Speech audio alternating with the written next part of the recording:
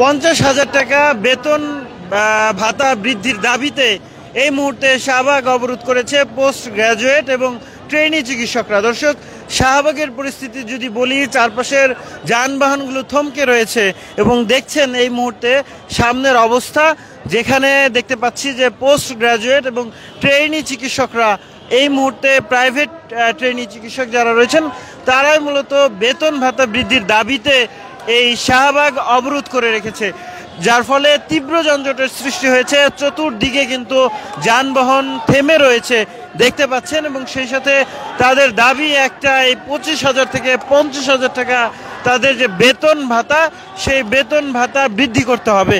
এবং তারা বলছেন যে তাদের যে বর্তমান যে দ্রব্যমূল্যের দাম বৃদ্ধি, সেই দাম বৃদ্ধির সাথে আসলে কোনোভাবেই আসলে তারা মানিয়ে নিতে পারছেন না, তাদের খুব কষ্ট হচ্ছে, যার কারণে তারা এই দাবি তুলছেন।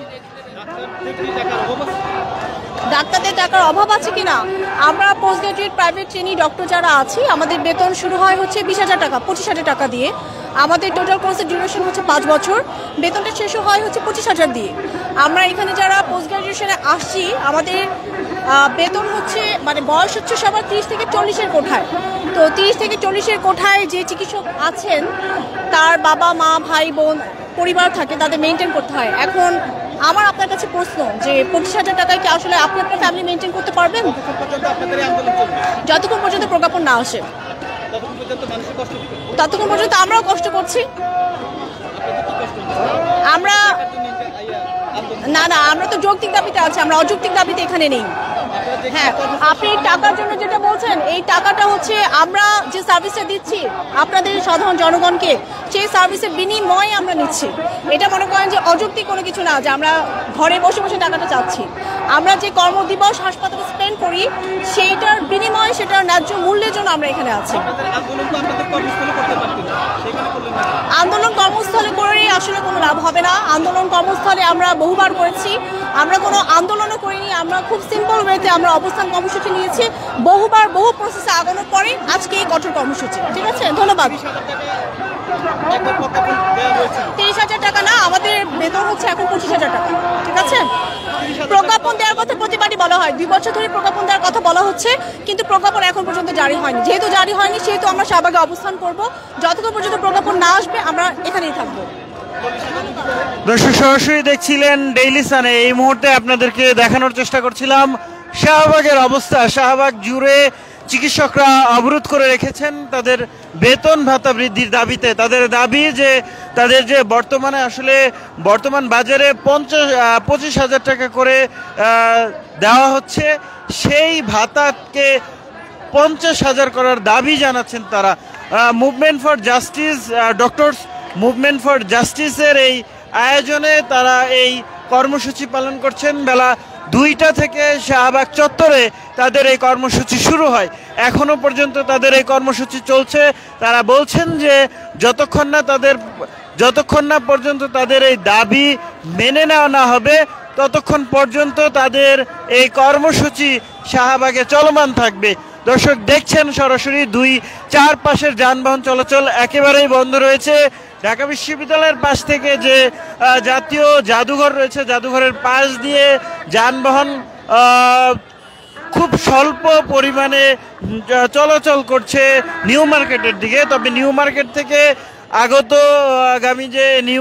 আগত যে যানবাহনগুলো রয়েছে, সেগুলো কিন্তু সড়কের উপরে আসলে অবস্থান করছে দেখছেন, এবং এখনো পর্যন্ত তাদের অবস্থান চলছে। তারা বলছিলেন যে তারা প্রথম দিকে তাদের যে বঙ্গবন্ধু শেখ মুজিব মেডিকেল বিশ্ববিদ্যালয়ের সামনের যে বটতলা রয়েছে, সেই বটতলায় তারা প্রথমে অবস্থান নিয়েছে, এবং তারপরে তারা কিন্তু এই শাহবাগ চত্বর দখল করে। জানেন যে আন্দোলন সংগ্রামের বড় একটি হাব হয়ে উঠেছে শাহবাগ, এবং এই শাহবাগকে কিন্তু পতিত স্বৈরাচার শেখ হাসিনাকে পতনের যে আন্দোলন, সেই পতনের আন্দোলনের সূতিকাগার বলা হয় শাহবাগকে। এবং সেই শাহবাগেই আমরা দেখতে পাচ্ছি বিভিন্ন সময় দাবি দেওয়া নিয়ে আসলে আসেন। আমরা কয়েকজন শিক্ষার্থীদের সাথে যারা আসলে আন্দোলন করছেন তাদের সাথে একটু কথা বলতে চাই যে আপনারা আসলে যে দাবিটি জানাচ্ছেন সেটা আসলে কতটা যৌক্তিক?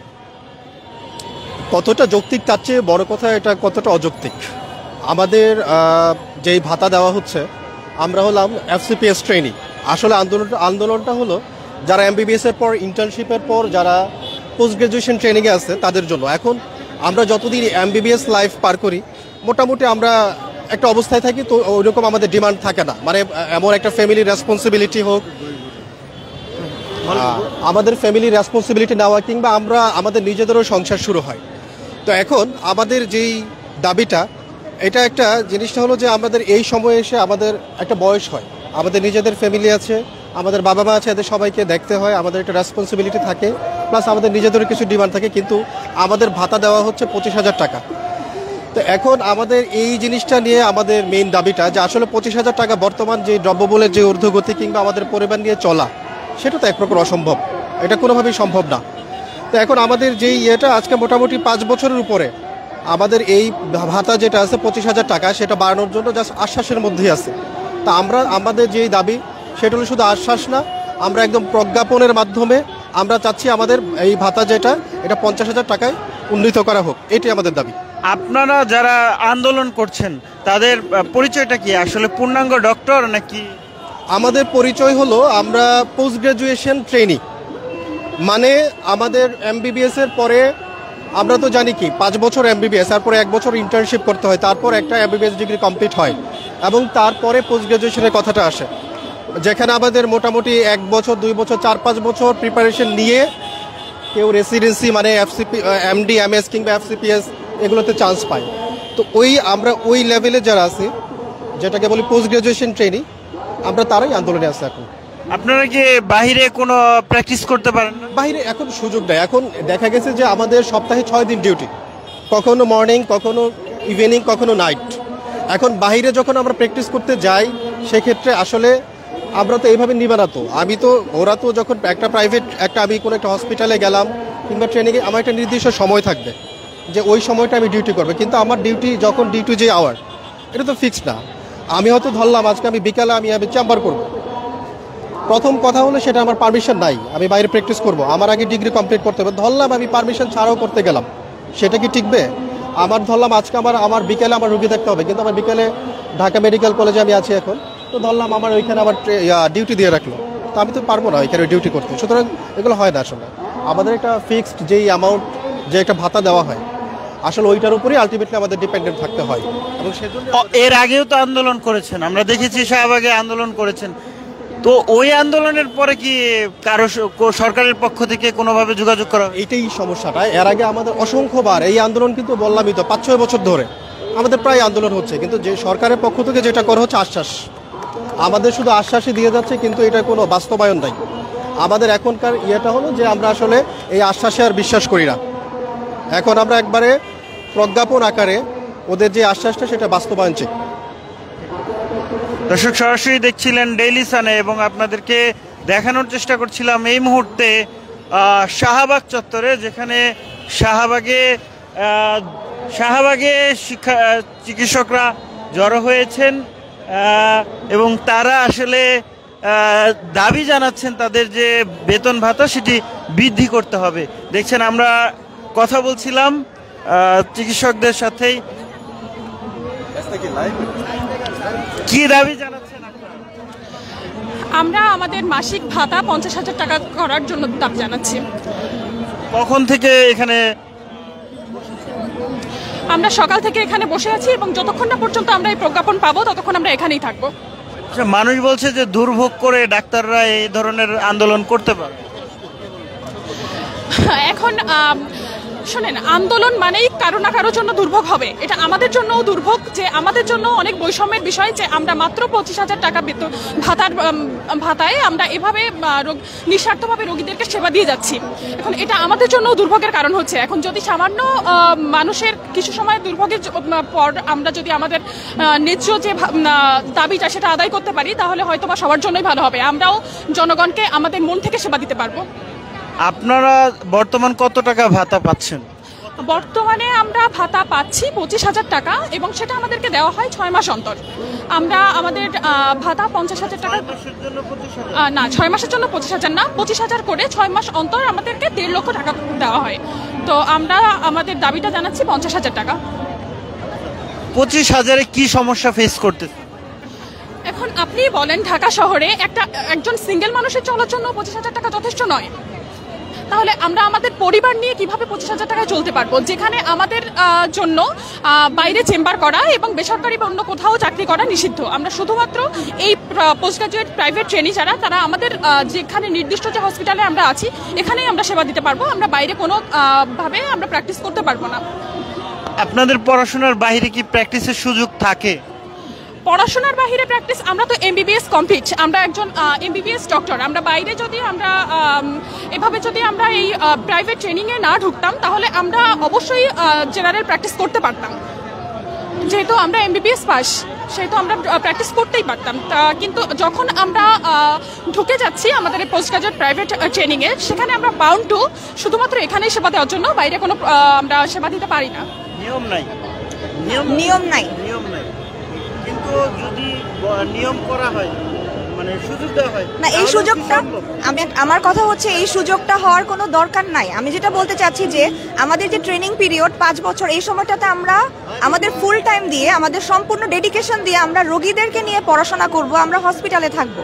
এবং একজন ডাক্তারের বেতন কখনোই 25,000 হতে পারে না, আমাদেরকে ভাতা 50,000 করে দেওয়া হোক এবং আমরা ফুল টাইম হাসপাতালে থেকে রোগীদেরকে সেবা দেব। কয় ঘন্টা কাজ করেন? কয় ঘন্টা কাজ করি? এক্ষেত্রে আমাদের সপ্তাহে বলতে গেলে 6 দিনে আমাদেরকে হাসপাতালে যেতে হয়। এর মধ্যে আমাদের অ্যাডমিশন থাকে 1 দিন, আমাদের অপারেশন থাকে আরও 2 দিন। এছাড়া আমাদের ইভিনিং ডিউটি থাকে, নাইট ডিউটি থাকে, এক্সট্রা ডিউটি থাকে। এছাড়াও ধরেন রাষ্ট্রীয় যত ধরনের সমস্যা আসে, যেমন ধরেন জুলাই আগস্টের যে গণ অভ্যুত্থানে যত আহত আমাদের ছাত্র জনতা ছিলেন, তাদের সেবাও কিন্তু আমরা সেই সময় নিশ্চিত করেছি, এত কম বেতন পাওয়ার পরেও। আপনারা যে কয় ঘন্টা সময় কাজ করেন, ওই একই পরিশ্রম যদি অন্য জায়গায় দিতেন সেক্ষেত্রে কত টাকা মাসে পেতেন? যদি একটা প্রাইভেট হসপিটালে আমি এখন কাজ করতে চাই, আমাকে 50,000 টাকা স্যালারি দেওয়া হবে। আমাদের যারা বন্ধুরা মানে ট্রেনিংয়ে না ঢুকে প্রাইভেটে জব করছেন, তাদের বেতন কিন্তু 50,000 টাকা, মানে মিনিমাম বলতে গেলে মিনিমাম 50,000 টাকা। তারা কি বাহিরেও আবার প্র্যাকটিস করতে?